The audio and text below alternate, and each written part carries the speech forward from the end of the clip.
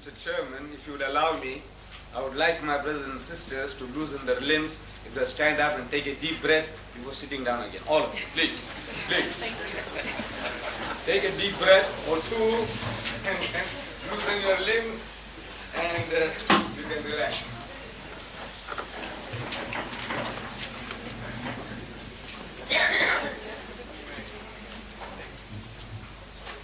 The previous two lectures, Chairman, ladies and gentlemen, the previous two speakers, have been dealing with this theme of the East and the West getting together, meeting. The East meets the West. It's a kind of a symposium we have been having. And in that symposium, the subject of law seems to be very technical and very dry. And to build bridges between the East and the West, so now, most probably in the minds of the organizers, they have taken me as a man from the East. And they are right in that I have really come from the East. I am a man who was born in India some 60 years ago. So I am really a man of the East. But now, since the theme that has been selected for me is religious, about Islam, now I take exception to Islam being described as a religion of the East. If we take Islam to be an Eastern religion, then Judaism and Christianity are equally Eastern. Because Islam, Judaism and Christianity, all these three originate in the same geographical area in the Middle East. Though I personally come from India, and my forefathers were Muslims, born Muslims, originally in the very dim past Hindus. But now to share this East and West, for the moment if I agree that Islam is from the East, and the Western religions would be then Judaism and Christianity, for the purpose of this discussion this evening, I will accept that. So what is the relationship between these three? Judaism, Christianity, and Islam. In reality, from the Muslim point of view, these three are not three religions. From the Muslim point of view, it's the one and the same religion on different levels. And in the fundamentals of the teachings of Moses, Jesus, and Muhammad, there is not an iota of difference. Sounds surprising, doesn't it? In the fundamentals of the teachings of Moses, Jesus, and Muhammad, there is not an iota of difference between these three. And I prove it to you. So you see, the very first commandment, as it was given by God Almighty to the Holy Prophet Moses, in Hebrew, this is what it sounds like. So, Shama Israelu Adonai Eloheinu Adonai Echad, which means, hear, O Israel, the Lord, our God, the Lord is one. Some 1,300 years after Moses, a learned man of the Jews, described as a scribe, he poses the question to Jesus in the Gospel of St. Mark, chapter 12, verse 29. He said, Master, in the Hebrew language, Rabbi, what commandment is the first of all? And Jesus answers and says unto him in the Hebrew language, Shama Israelu Adonai Eloheinu Adonai Echad. Hear, O Israel, the Lord, our God, the Lord is one. He repeated word for word what was given by Moses some 1,300 years before.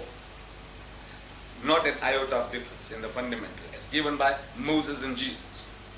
Coming to Muhammad, some 600 years later, after Jesus Christ, a Christian deputation approaches Muhammad in Medina, and they have a discussion, a dialogue for 3 days and 3 nights. During the course of this dialogue, the spokesman for the Christian poses the question.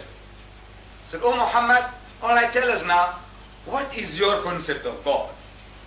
And Muhammad, as the Muslims believe, was made to say, on the authority of God, in the Arabic language, he said, "Qul huwallahu ahad." Say, He is God, the one and only. Muhammad said, Ahad. Jesus said, Echad. Moses said, Echad. I'm asking what is the difference? Actually, it is the same word meaning the same thing.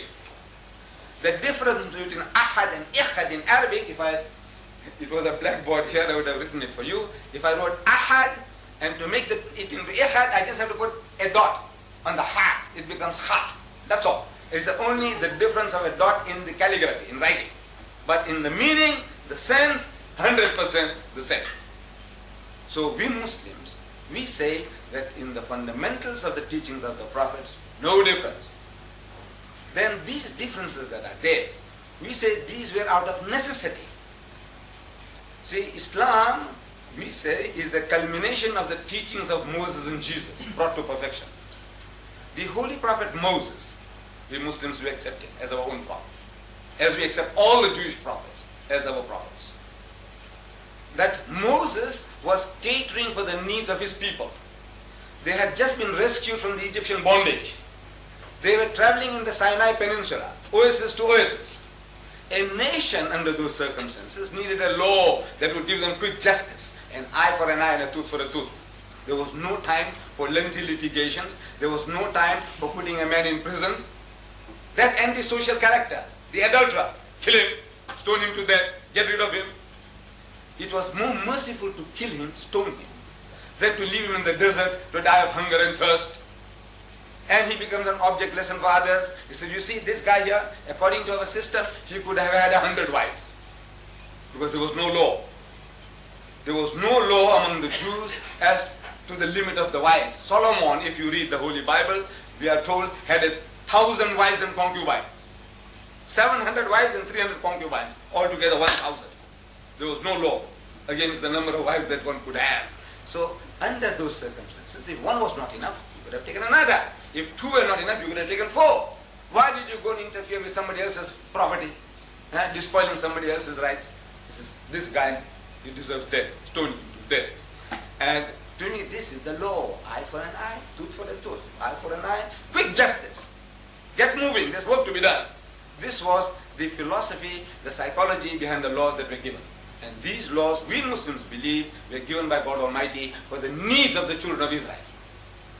But laws have a tendency to change the characters of people over a period of time. Any law, every law, they change the characters of people. Hitlerite Germany, one of the most cultured nations in Europe, the Germans, supposed to be. That nation incinerated 6 million Jews. All right, some say it's a fifth. All right, if not 6 million, 600,000. If not 6,000.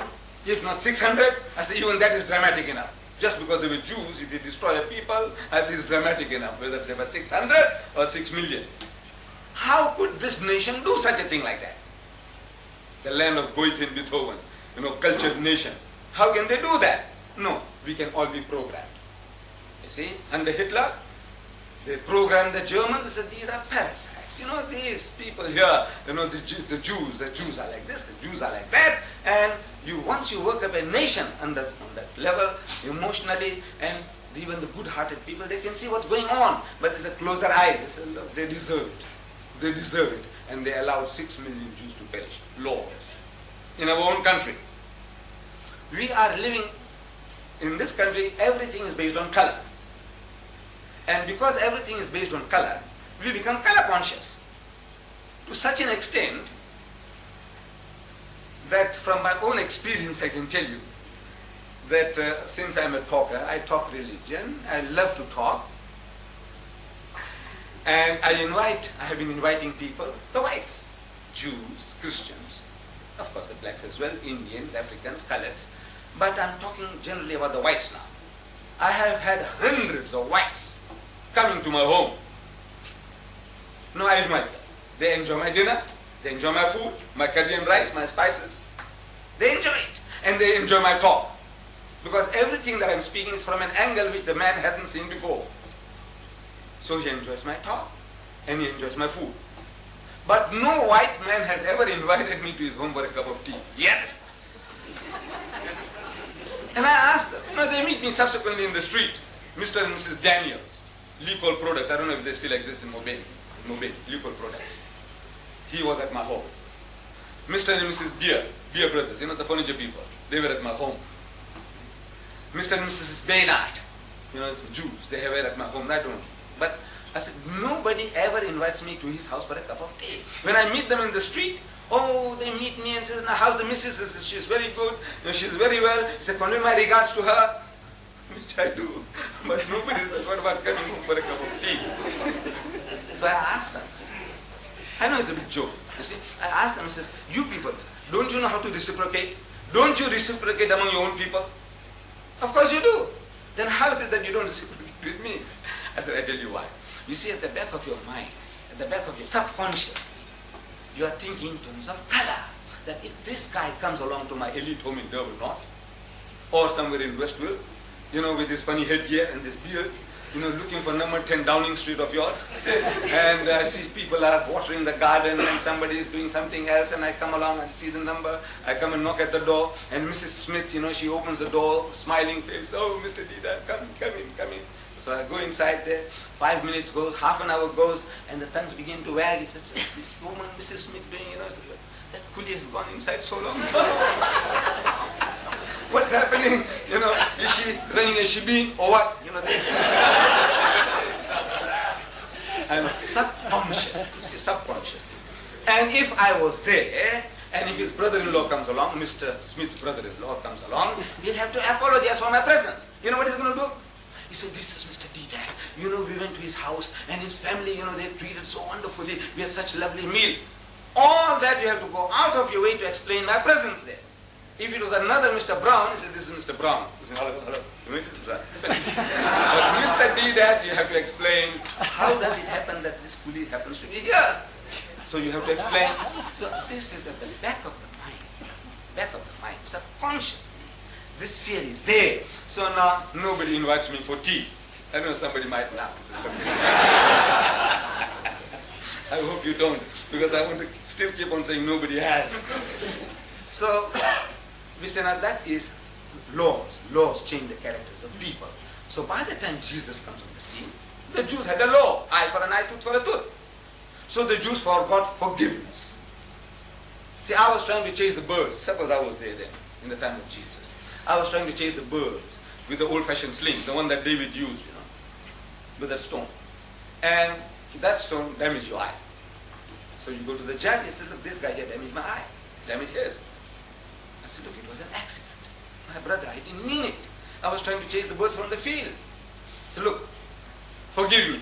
He said, no, the law says an eye for an eye and a tooth for a tooth. I said, look, I'll compensate you. I'll give you a heifer. I'll give you a goat. Forgive me. He says, no, the law says an eye for an eye and a tooth for a tooth. So he's going for the letter of the law, he's forgotten the spirit. So Jesus Christ, another spiritual physician among the Jews, he caters for their needs, for the sickness. The man has forgot forgiveness. So now he says, you must forgive and forgive. How many times, Lord? He says 70 times 7. That's in the Bible, in the New Testament. 70 times 7. Calculate 490. 490. Are you going to take them literally? You're going to start counting? You say, look, this is 10 times. Huh? Now you have done 99 times. Huh? And now you have done 200 times. What it means is indefinite.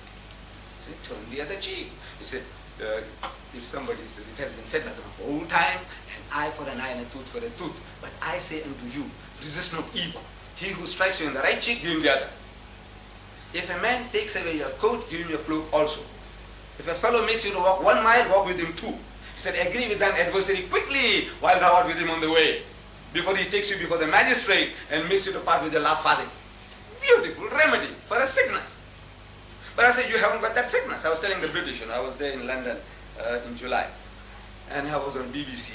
So, somebody started, throwing stones at the Muslims, jihad, jihad war, holy war. So I was telling them on BBC one, I said, you see, this holy war that we are talking about is a war of defense. You've got to defend yourself, your person, your possession, your faith, everything that is valuable, you have to defend it with your life. And I said, you British, you did it. You did the very same thing when Hitler wanted to invade Britain. I heard Churchill, I was young then, but I was hearing Churchill on the radio. He said, we'll fight them on the beaches, we'll fight them in the air, and we'll fight them in the sea, even with broomsticks. He said that. With broomsticks, we're prepared to fight. And you fought, you defended yourself. And then when the time came, you extended your hostilities. You started bombing Berlin and München and whatnot. You did everything you did. I said, you were entitled to do.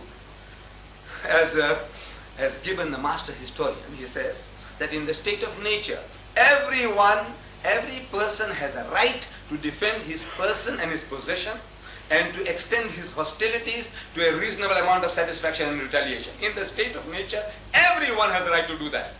If you had the right to do that, we also have the right to do that. But now, I said, you people are good Christians. You were supposed to turn the other cheek. You were supposed to give your cloak when the man took away your coat. So when Hitler wanted to invade Britain, what you good Christian ought to have done is to tell Hitler, come, open arms, come, take over Britain and our empire as well. That is what you should have done, because you were supposed to turn the other cheek. You were supposed to give away your cloak. You were supposed to walk 2 miles instead of 1. So I says, no, these are all, we say, in the evolution of religion. This is how God Almighty, He caters for your needs, your sicknesses. From time to time, if the sickness changes, the remedy changes. The sickness changes, the remedy changes. So in that evolution of religion, we Muslims believe that Islam is the fulfillment of the teaching of Moses and Jesus. Actually, in real fact, we say it is one religion on different levels. However, if you have any questions, I'll be very, very happy to answer. Because I have been warned. He says, much time has passed already. We were supposed to start at 5:30. I have been here from 4:45.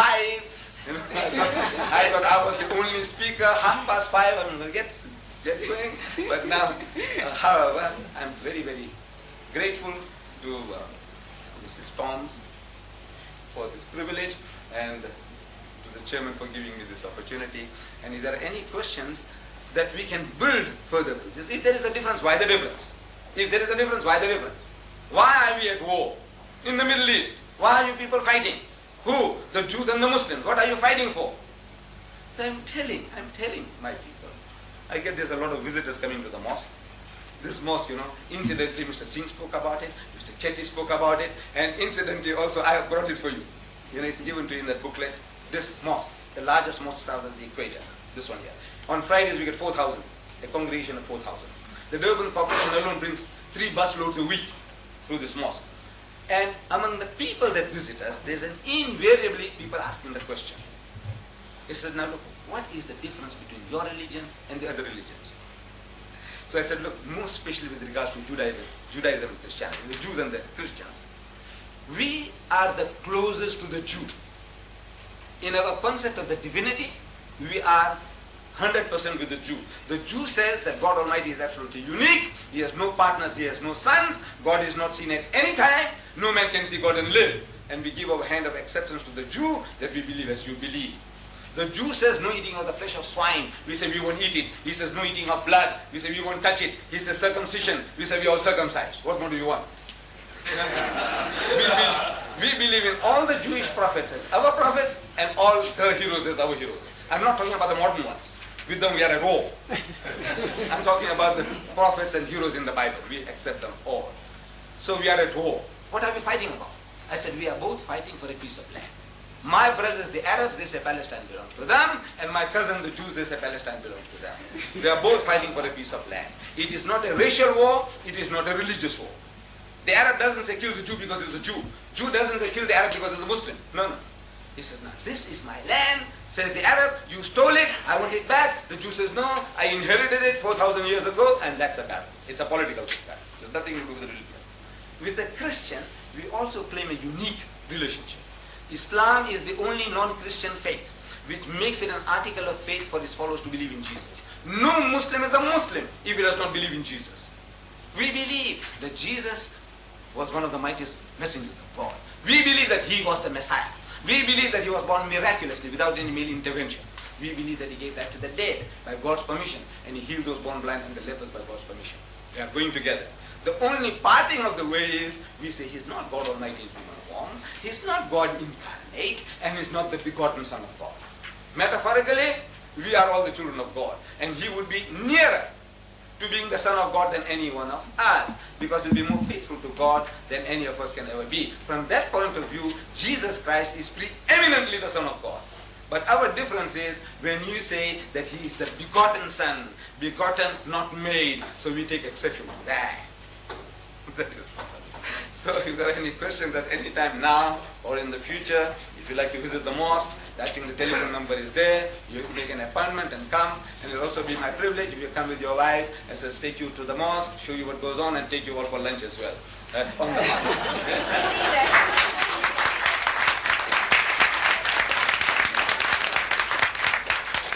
Yes? My hostility is that I invited you to my house. Right. To partake of what we're going to have before I even knew you.